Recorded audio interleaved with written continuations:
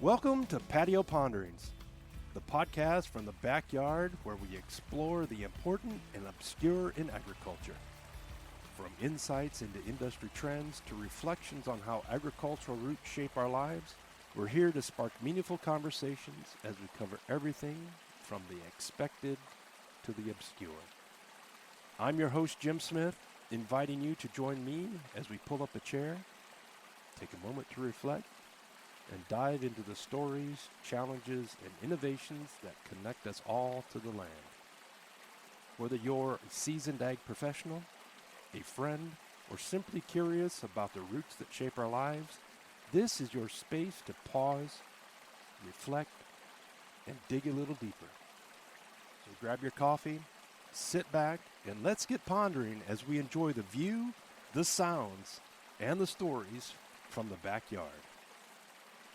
Welcome to this episode of the Patio Pondering podcast. Today's episode was inspired by the writings I had on ideas that had been rattling around my head that were inspired by a series of videos I saw from a friend of mine in Northeast Iowa talking about the direct-to-consumer meat movement. I'm sure that many of us have heard the mantra of buy local, know your farmer, trust your food. But is that mantra or dream always a reality? And what happens when we don't have the infrastructure to allow you to know your farmer, to trust your food? Let's take a few minutes to dig into some of the truths about local meat production, some of my experiences, and some of the things that I see that make the local direct-to-consumer meat production a big challenge. Now, I have to admit that this morning, when I set out to record this podcast, I was not in a good mood. I woke up on the wrong side of the bed. I don't know why. But when I saw the video from my friend AJ in Northeast Iowa, it sparked some memories. It got my brain going a little bit because he wasn't really complaining about the direct-to-consumer movement or the locker beef movement, as he likes to call it, but he was sharing some hard realities. He was sharing realities that are all too well known to me as we attempted to do our own direct-to-consumer business selling lamb. You see, we have the lambs. Every year we lamb out 40 ewes. We had customers, potential customers, that wanted to buy lamb from us. And we even added 2 large Kenmore freezers so that we could store meat. But you know what we didn't have? We did not have a way to get those lambs processed and turned into consumer-ready cuts. There's 2 reasons we didn't have that. The rub is leading up to the processing is the easy part. Take an animal, you feed it, and then you determine that you were going to sell it. But that final step is a huge bottleneck for us. The other bottleneck is if you're going to sell cuts of meat in Indiana, at least, you either need to be USDA inspected or state inspected with the seal that says you can sell that direct to consumer. Not a lot of packing places in Indiana have USDA or Indiana inspection. They still maintain the custom slaughter exempt. Now, the lack of slaughter capacity is a story that's known to everybody in the meat industry. Heck, that's the reason that we had the collapse in hog prices in 1998. We just had too many pigs for the number of shackles to get those pigs slaughtered. The same thing happened in the beef industry a few years ago when there was a fire at a packing plant in Dodge City, Iowa that stopped production at that facility for a few days. Cattle started backing up. Prices started to plummet because there were just too many cattle for that slaughter capacity that we had. Locally, we face challenges, like I mentioned, on the inspection process, but we also have a challenge because most of the lockers in our area still maintain a first-come, first-served system where the first person to make the reservation, they have the reservation until the day comes and they cancel. In some cases, our local packers are backed up for 2 years to get a cow processed. Now, some could say there's some greed involved in that somebody's going to schedule blankety-blank for however long, and then get closer to the cancel when they don't either have the customers or they don't have the beef. But we still have that first-come, first-served mentality. And sometimes it makes it feel like the Wild West out here. But that leaves a farmer stuck. And in our example, we had the lambs. We couldn't get them slaughtered. And I even had one processor say, hey, we understand that you would bring us so many lambs every other week, every 3 weeks, every month. But what happens if you stop doing that? What about all the customers that we currently have? We're going to just stick with the hodgepodge of customers that bring a cow or a pig or a lamb at a time instead of committing to you because we don't want to lose that customer base.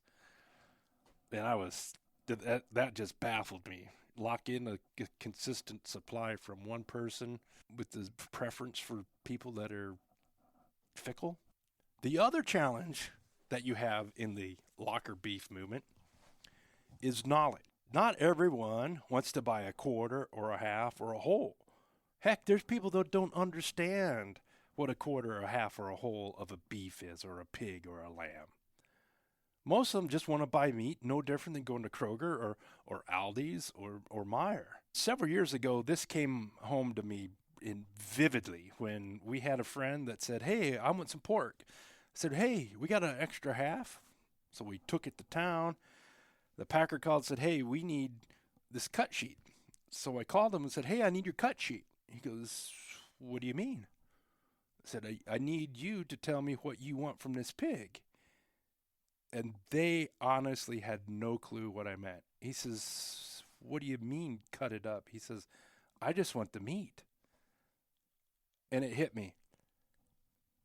The more removed people are from, maybe we could say, the farm or meat production, the less they understand about what really goes into making the meat that we get in the case. So we lost it as a customer. We ended up getting somebody else to buy that pig, but that person was lost. They had no clue. They just wanted some pork chops and some bacon. So that brings up another uncomfortable truth about selling direct to consumer. What does a farmer that is selling direct to consumer?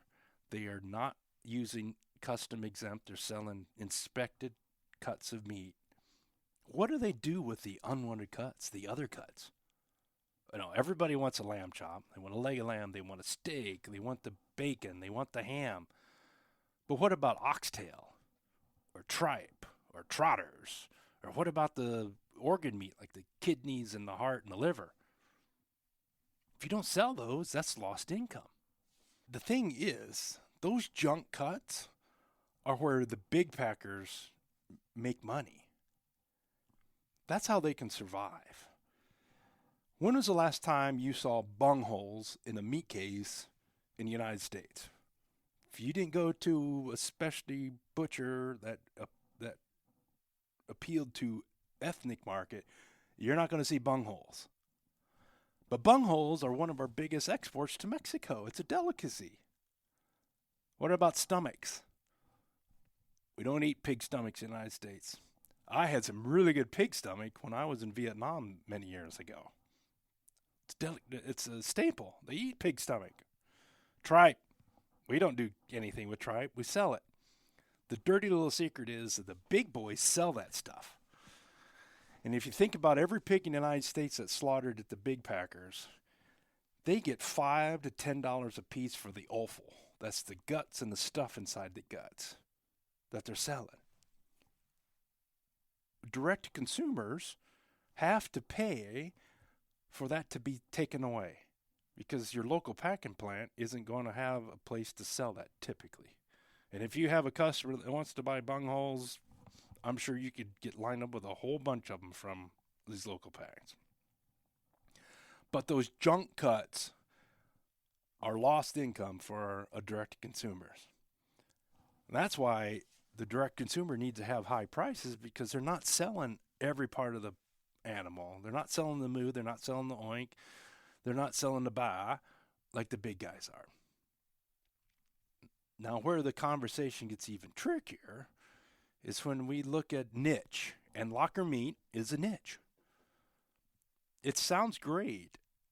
It's personal. It's a way for people to feel good about buying local, know their farmer. Maybe in some cases it's for people to feel better than their neighbors. But you know what happens if that niche becomes mainstream? It's no longer special. We've seen it happen. One year the farmer market's booming. Think back to COVID when we couldn't buy enough local, and everybody wanted farm fresh. But when we scaled up in some cases, and people had alternatives, boom, those premiums are gone, and it became just another race to the bottom, like most commodities. I don't care if you're selling backyard beef or you're selling a specialty production system. When you lose that specialness and everybody's doing it, you're commodity.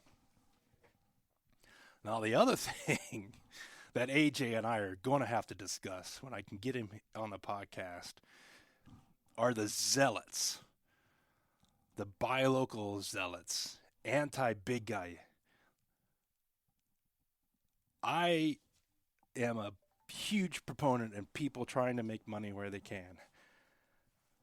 I am not a proponent of those that use misinformation, throw shade, and use flat-out lies to muddy the waters to make backyard locker beef, direct consumer, seem better than what you can buy in the grocery store. But that's an episode all its own. We'll touch on that. You'll have to bring some coffee for that one. So where does that leave us? The buy local movement has its heart in the right place. It's a way for people to connect with their farmer. But the realities are much harder to stomach, especially if you're the farmer that wants to sell direct. The customers want to buy local, but without the infrastructure to deal with the bottlenecks that we see in packing capacity, it's an uphill climb. And the other thing that a farmer needs to have, if they want to be direct to consumer, they need to have an asbestos fire suit, because they're dealing directly with the consumer. And what comes with that is the challenges of dealing with the consumer. Your customer service skills have to be good. It's no longer good enough just to drop the steer at the locker and walk away.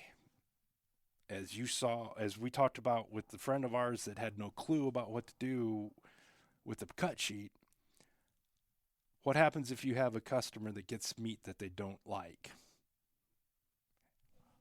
If you sold that steer through the auction ring at Shipshawana, it's not your problem anymore.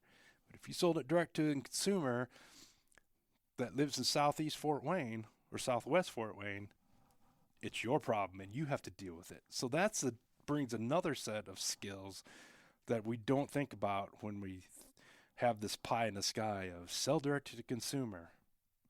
So what do you think? Is there a way forward for those of us that want to sell direct to the consumer? Do you think we can fix the gaps that are hurdles for us that want to sell direct to consumer? And if you're a consumer that wants to buy this, what are the challenges that you see? What are the opportunities for you to learn more, for us in the agriculture to help you get that meat that you want to buy directly?